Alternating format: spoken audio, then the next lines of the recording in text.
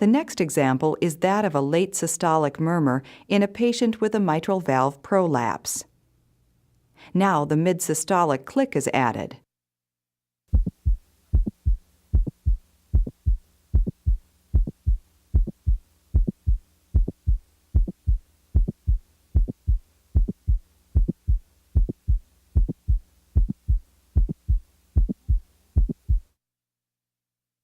Now, a late systolic murmur is added.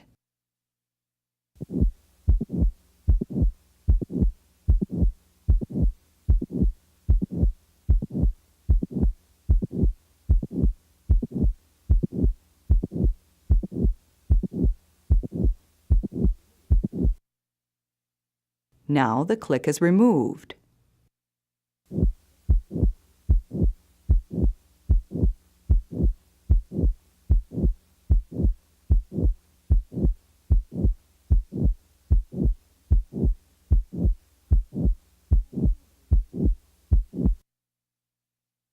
Now the murmur is removed.